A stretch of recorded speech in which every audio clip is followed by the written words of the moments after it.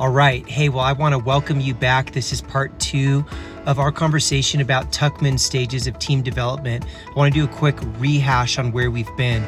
We talked about how the first stage of a team development is forming. This is when the team comes together, they clarify the opportunities and challenges. People tend to be working independently of each other.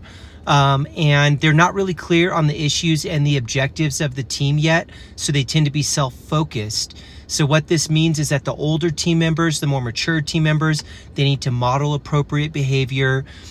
They need to pay attention to the meeting environment, like what kind of expectations are they setting, even with how they treat one another. And this is also a place where everyone's trying to orient themselves. They're trying to orient themselves specifically to tasks, but also to each other's working styles. They're probably going to test boundaries, and they're also going to clarify the ground rules so that everyone here can achieve their best. Okay, this brings us to the second stage, which is storming. And storming is the stage where everyone's trying to learn how to gain each other's trust. This is the place where people begin to voice their opinions, and power and status start to get assigned, which may ruffle some feathers, but it's a good thing because what happens is individuals are beginning now to understand each other's working styles. And that helps each other to identify hierarchy, like where do I stand in this group? This is also the stage where there can be a lot of excitement, a lot of passion, but it can also be a stage where there's a lot of suspicion and fear, because when you're storming through, the hierarchy is changing, and that can make people feel uncomfortable. So it's a stage where you really want to be communicating a lot to each other. Now, the role of the leader in this time is really to handle complaints. It's a time where the leader wants to communicate because the team is going to be going through a lot of shuffling. It's also important to note that in this stage, this is the time when people are making opinions about each other's character, and also they're going to start to feel more compelled now to speak up and voice their opinions if they think that someone's not pulling their weight or if someone's dominating too much. So you can expect people on the team at this point to begin to question the actions or the decisions of a leader if they feel like it doesn't align with where they're supposed to be going, or if the future of where you're headed looks like it's too much pain. So if the expedition's going to grow harder, you can expect people now to speak up. This is a huge part of this stage of storming, is that you really can't move forward from this stage until your disagreements and personality clashes are resolved. So a lot of people just stay stuck here because they become conflict avoidant, or they become so conflict focused that they don't actually resolve any problems because they just want to be right instead of actually solve the problem so that the team can move forward into the next phase. Okay, so this brings us to the next stage. So you've got you've got forming, then you've got storming. Now you come to the stage called norming. And this is where the main disagreements have been resolved. You've worked them out, the personality clashes you've worked out, and it creates a sense of intimacy. You've probably experienced this before with other people or groups that you've been a part of, is you've got to have the conflict, but on the other side of the conflict, even though it's scary, it almost becomes like glue. And now you can work together. So it's a powerful thing. So what happens now is once you've worked through those conflicts, you can begin to now focus on achieving a goal together because you've got that intimacy. And it also happens to bring you to a place where as a team, you can become aware of what you want to accomplish together and raise that level of competition and have a common goal.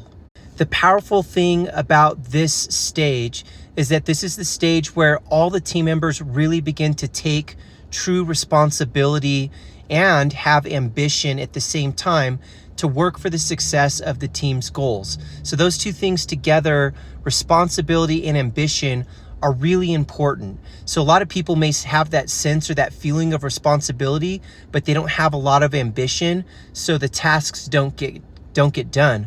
Or there's some people who have lots of ambition, but they don't have a lot of responsibility, so there's no follow through. They get excited about things and they may start them, but they don't finish them because they lack the responsibility. When you get to a place of norming, those things come together, responsibility and ambition, and you have clarity on your team's goals, so you begin to work together in powerful ways. Another part that's fascinating about this stage of norming is that when responsibility and ambition come together, the team also, because now that you've got intimacy present, you trust each other, you begin to have more tolerance for each other's personality and quirks, but also for leveraging each other's strengths, accepting each other, being able to get through bumps and move on more quickly. This is powerful for a team because bumps and conflict are going to happen. Conflict is going to happen, but you've got to be able to deal with it, brush it off, and then move on to the next challenge. Now, the danger here is that members can get so focused on preventing conflict that they become reluctant to actually share controversial ideas. And if you do that, it will throw your team back into storming. Sometimes it can throw your team all the way back into forming, and it's like starting all over because conflict is essential for team growth. Okay, so the team comes together, they form, they figure out roles, positions, they're working it out. They get into storming, they begin to have that interpersonal conflict that is essential for a team to get to the next stage, which is you begin to norm. You've dealt with your disagreements now. Now you can work together to increase your level of competition, to have responsibility and ambition together. You accept each other, you're able to move on. And what you want to avoid is basically avoiding conflict. You need to continue to engage in that conflict and share your controversial ideas so that you can step into the next stage, which is performing. Now, every team wants to get to this high performing place, but you can't get to the high performing place until you've really stepped through these other stages. You've got clarity on your roles, that's forming. You know who each other are, that's a part of forming. You get into the storming mode where you're working through your conflicts. And as a byproduct and process of working through and storming through all of those conflicts, you begin to really bond together. And then as you bond, you begin to get clarity to the level where now you know what's expected. You can norm and you can begin to basically match responsibility and ambition together. And you have to continue to have that conflict so that now you can get into performing. So performing is when the group's norms and roles are established and everyone's focused on achieving those common goals. And a lot of times this is the first time where the team really begins to hit home runs consistently. This is where you begin to hit kind of those unexpectedly high levels of success, because now you're functioning on a level where no one has to ask what they need to do. Everyone is clear and you're able to now go to a place you've never gone before. Now, the reason why this is possible is because at this time now you're not only clear, but you're motivated and knowledgeable. You've got some experience. You know what you can count on from each other in terms of the team. You're competent. Team members are autonomous. They're able to handle most of the decision-making process without supervision, because they're not in that forming mode anymore. They're not in the storming mode. They're not even in norming. Everyone knows what's expected of them. So they're able to step into the next level, which is performing. Now, what's important about performing is there's got to be room for dissent. And dissent meaning there's going to be disagreement. People are not going to agree. And this is expected by a team that's high performing. They expect there to be dissent as long as it's being channeled through acceptable means to the team. Meaning you don't want gossip, but you do want to have direct conflict, because this is what helps you move the ball forward and achieve at a high level. Now, a fascinating part of this stage is that the role of the leader really shifts, or the supervisor, whatever you want to call them. But the leader at this point prior is giving a lot of direction, is helping bring a lot of clarity. But at this point in the game, when a team becomes high performing, they don't need that kind of supervision anymore. And the supervisor or the leader becomes more of a participant. They begin to basically start participating in the decisions. They may facilitate some of those conversations, but the team is powerful enough that they make most of the decisions and they're able to make it together without having to have someone who's making the final decision on their own. Everyone's really empowered to make those decisions. Now, as we all know, every team has the potential to become a high performing team. I really believe that. I wouldn't be helping teams if I didn't believe that. However, what you also need to know is just as it's possible for you to move up and become a high performing team, it's also a natural process of the life cycle of a team to also come down. And so sometimes high performing teams will revert to earlier stages under certain circumstances. There's always certain circumstances that can kind of cause a team to go back one stage or to go back all the way to the beginning and have to start all over. So many long-standing teams, if they've been around for a certain amount of time, they do this. They'll go back and they have to start over, and they'll go through these cycles depending on the circumstances. And for example, a leadership change may cause the team to revert and go all the way back to storming as new people step onto the teams and readjust to the expected norms and all the dynamics of a team. So this kind of brings us back to the final point that I'm making. I call it the secret step, but it's renorming. You know, it's this idea that every team has to basically go through a life cycle. And I want to ask you guys, like, where do you think you're at in your life cycle at Summit? Do you think you're in the forming stage? Do you think you're in the storming stage? Do you think you're norming?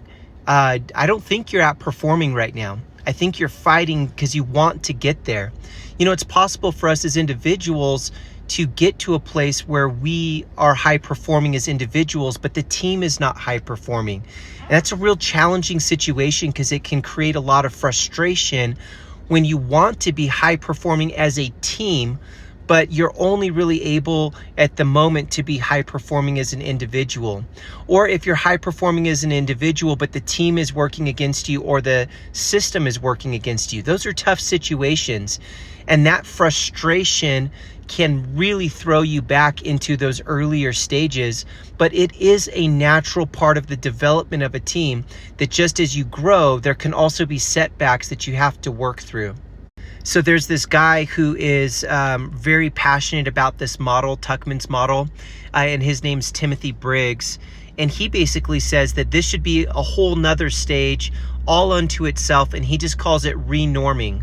Renorming instead of just the traditional norming stage, because he believes that high performing teams kind of go back and forth. And I know that you guys have seen this probably within your own team, where you can go from forming to storming, back to forming to storming, then into norming. You just kind of like start bouncing all over the place. But his point is that's normal. And he wants people to really understand is that generally there's gradual performance where you can improve. And then sometimes even a leader can interfere, and that interference of the leader who might be just content with where you're at can prevent the entire team from progressing into that stage of being a high performing team. Sometimes it only takes one person. And it doesn't just have to be the main leader. It can be someone on the team who's just in a key position who is consistently choosing to be happy with where things are at instead of wanting to go to the next level. And you have to ask each person on the team, each one of you have to ask yourself, am I content with where things are at, or do I want more? And if the majority of the team wants more, but you're content with where things are at, it's going to create conflict for you, and you might have to find a different job or different position that suits you more. It's not a bad thing. It's just reality of life. But it does put this emphasis back on the leader to really look and figure out what stage are we in. Are we in the storming stage? Because you've got to be actively engaged if you're in that stage in order to succeed. Now, sometimes in that stage, if you have too many people who are diplomatic or too many people who are peacemakers, who don't want to have conflict and they're in the leadership role, or maybe they don't want to engage in the conflict just because they might be benefiting from not solving the problem. They might be happy with where things are at. But what that's going to do is it's going to stunt everyone else's growth from reaching their full potential. So this process of renorming kind of brings that up to the surface in a way that teams have to wrestle with and deal with if they want to really stay as a high performing team.